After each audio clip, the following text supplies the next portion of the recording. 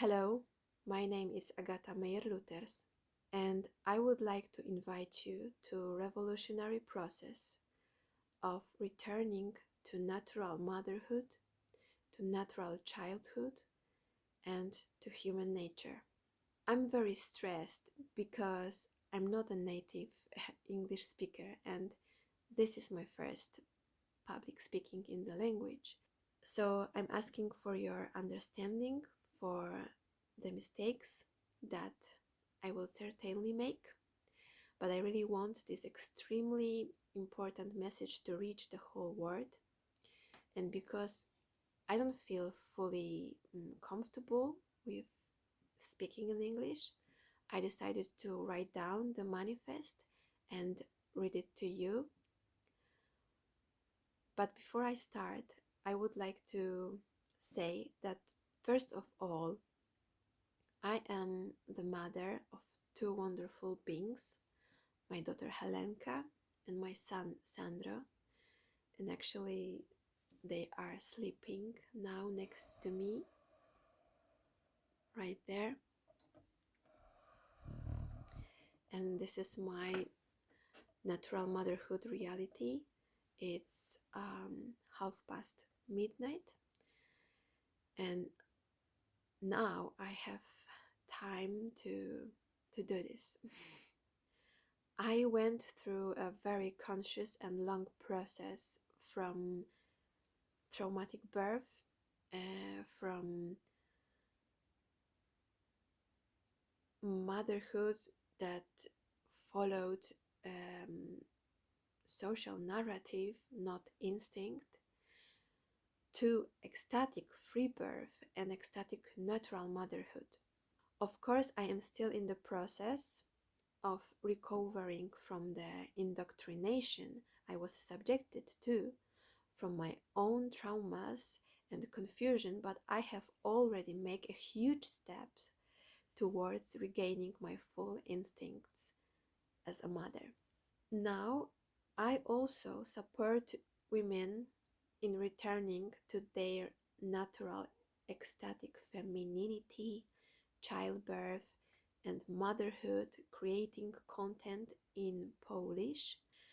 There is already a lot of extremely supportive content in foreign languages about awakened femininity and ecstatic birth, but I haven't found actually anything about fully natural, awakened, ecstatic motherhood.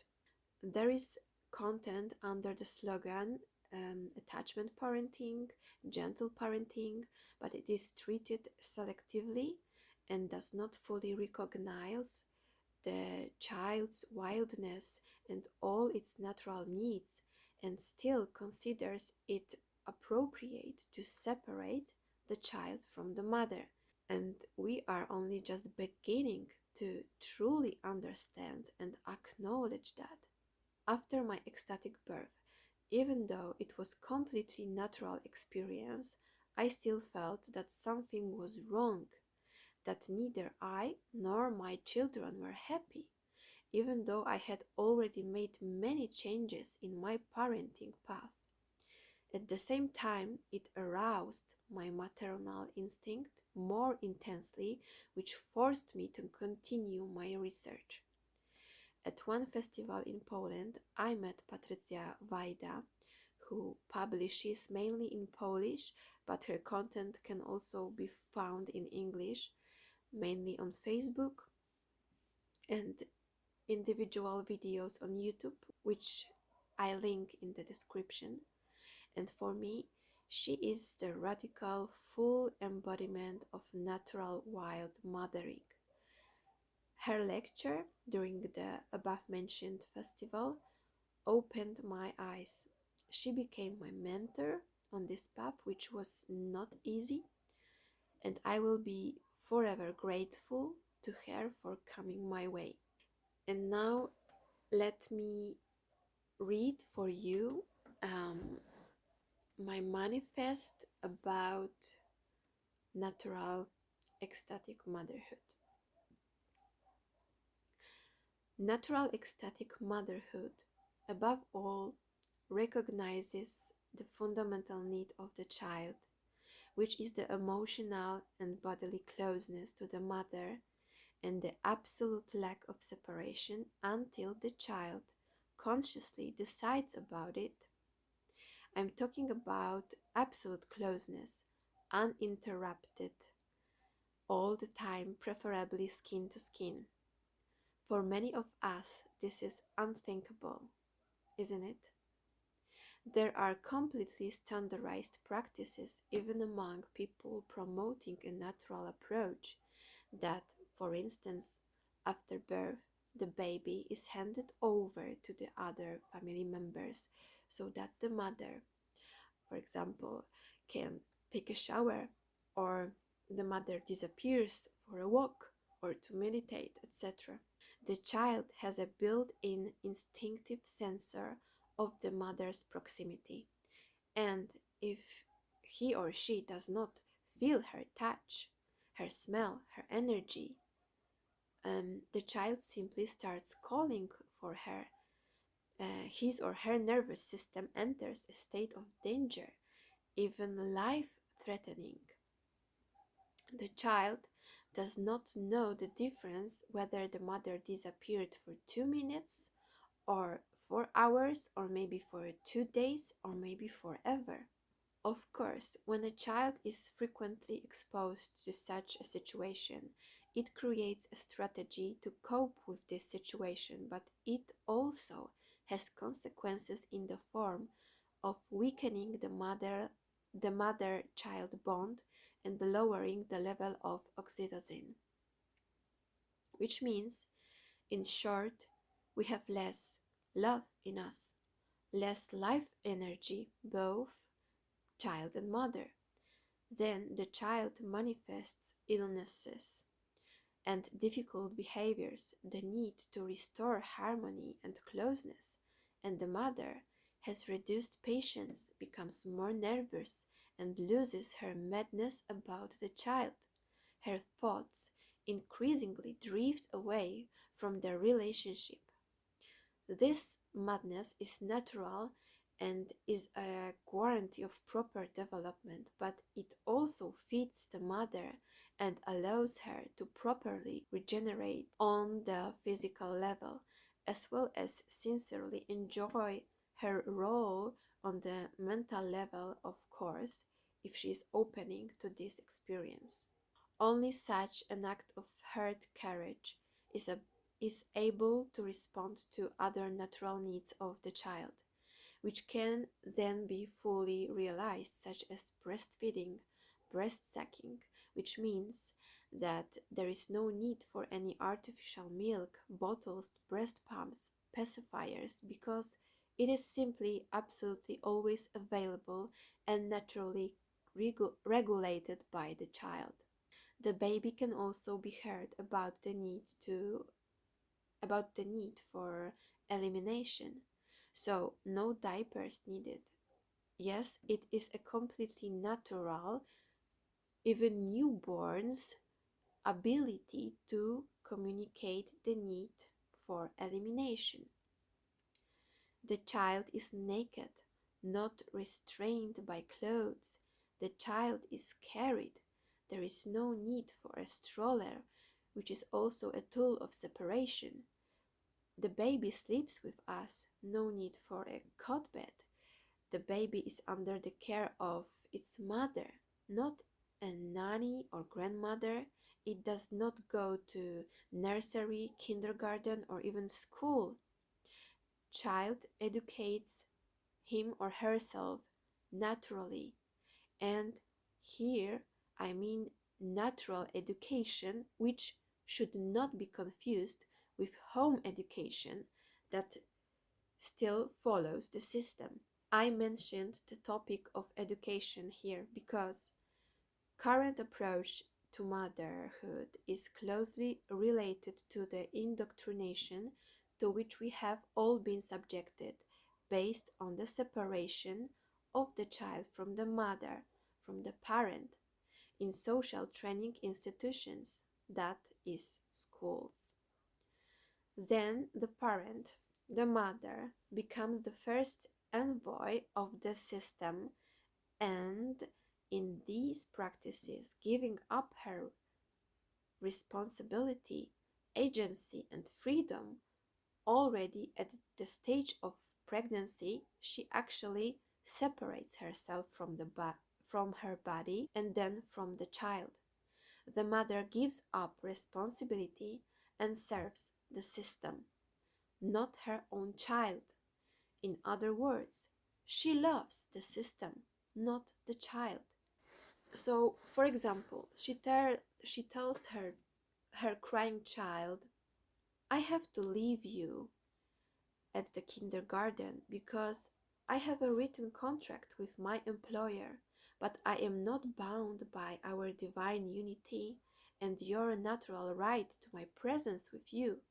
It is uncomfortable for me to refuse to work and stay with you. So you will bear the consequences of this situation. You will be in discomfort, abandoned by me, and left in a completely unnatural and pathological situation that is a group of also deeply hurt children who, in their pain, will often beat you, manipulate you, forbid you to freely explore the world, and one or two ladies will also not be able to multiply their attention. So even an adult stranger will not support you properly in returning to harmony." Or another situation: "I need to wean you off my breasts because I'm irritated by your touch and your need to be close to my body, and I am more comfortable getting you out of that space than looking at other aspects of my life that cause my tension. Therefore, for my comfort, I choose to stay with the old patterns of life rather than fully surrender to you and recognize your natural right to breastfeed." Another situation: "Now I have to go for coffee with my friend and leave you crying with your dad, and I won't take you with me because I want to talk and drink coffee in peace, and I'd rather do it in the way I always did before you came into the world than, for example, meet in a different form or in another place, because my comfort and independence are more important to me than your comfort and your need to simply be close to me." We must remember that whenever in every situation we choose our comfort above the child's comfort, which always simply asks for the fulfillment of its fundamental natural needs, then the child shoulders the consequences of this situation and remains in discomfort. At the same time, choosing first the comfort of a being dependent on us, a weaker one, does not mean that we cannot also take care of our own comfort. A strong, undisturbed bond with a loving, almost child-mad mother makes the child truly well-being, happy, healthy, balanced, and feeds its mother with its joy and sweetness. It's a kind of natural energy exchange. When the child needs are truly met, he does not cut himself from his own body, from his emotions, and from his soul. For me, this is the answer to the solution that humanity has been looking for thousands of years. So, how to return to the source of our existence? This source for the child is the mother. The mother is God.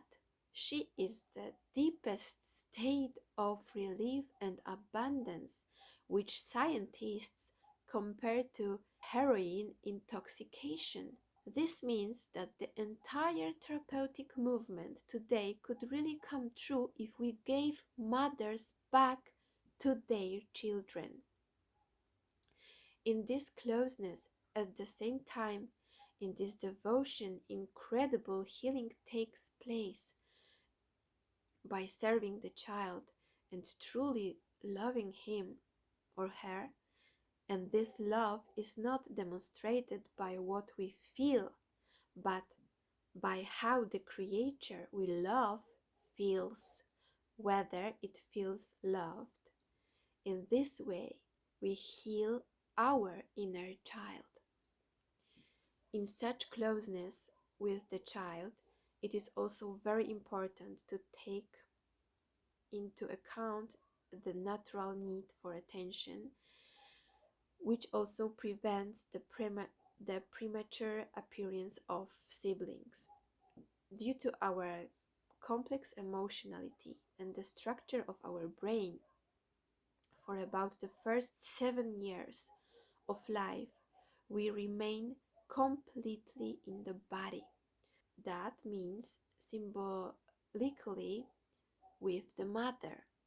Also, until about this time, without interfering with breastfeeding, children usually feel the need to return to sucking, not only as a function of consuming milk, but also the extremely important function of soothing the nervous system and building relationships.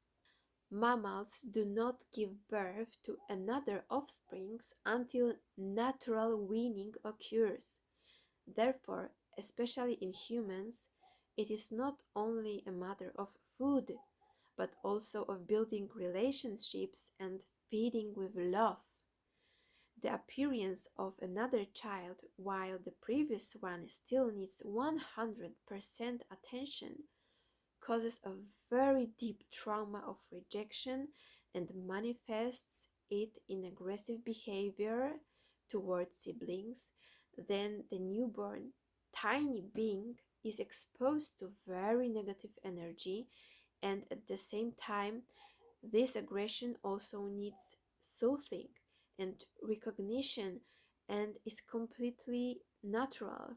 This is my personal trauma from my childhood, which I remember very intensely when my younger brother was born, as well as the problem that my children and I struggle with as a mother who in many situations is unable to separate herself, and literally it breaks down my heart. There are many more of these aspects of a child's true nature, but the problem is that we are not even able to notice them because we are not with our children. Because socially, women are under the economic violence. They were forced to pursue a career to contribute to earning money for the fundamental needs of the family. There, they feel their value, but at the same time, they are not happy at because this natural path is still in our blood, in our genes, and the life force simply leads us there. Many women in this social disorder are forced to live independently, and even if they want to follow this path, they have no choice but to take on these additional roles. I will just say it briefly and completely honestly. When confronted with modern culture, if we want to be natural mothers, there is no room for anything else. We can, of course, transform and adapt many of our creations primarily to the needs of the child. At the same time, it is natural that we have such a need because as adults, we also want to reach completely different areas of existence. We need to we need the presence of adults, and it is beautiful and nurturing, but trying to combine those aspects is terribly exhausting. I am getting closer to the space where I really want to leave everything behind and simply serve my children fully and devote the remaining time to soothing and taking care of myself. A child is only a child once. This is the time that we cannot get back, and it is running out very quickly. We can really go back to everything: passion, profession, friends, and etc. But we will not go back to the childhood. If we really want to give our child the carefree childhood it deserves, so that it grows into a being filled with love, we do not need any textbooks. It is enough that we really love the child, and with dedication we will fully follow our child. Literally, ask what he or she needs. Listen to these needs with full openness and joy that they can be met, and I guarantee you it will lead you to a space you have no idea about. The child is always right, really. A space of absolute ecstasy, of joy that flows throughout the body, nourishing us on all levels. The baby feeds us. A woman who can relax and devote herself to being a mother is sensual, beautiful, funny, light, and healthy. Her service is healing for her inner child, for her ancestors, for future generations. What I'm talking about is a revolution on global scale. It is a response to ending the crimes committed by people who have simply never known love. I believe that there is no other way, and the peace of my heart that I have now, which is finally beating in this rhythm intended for me, is irreplaceable. I and all the children of this earth will be very grateful to you if you send this video on, and if you step fully into the path of natural, ecstatic motherhood. Thank you so much for listening to my manifest, and I hope I was able to express what I am experiencing now in words that really touched your heart. And if you are a mother, I wish you I wish you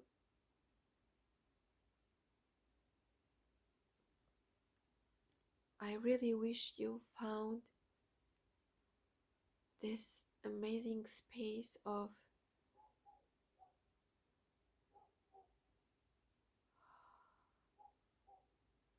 feeling full and so calm and so sensual and so happy. Thank you so much.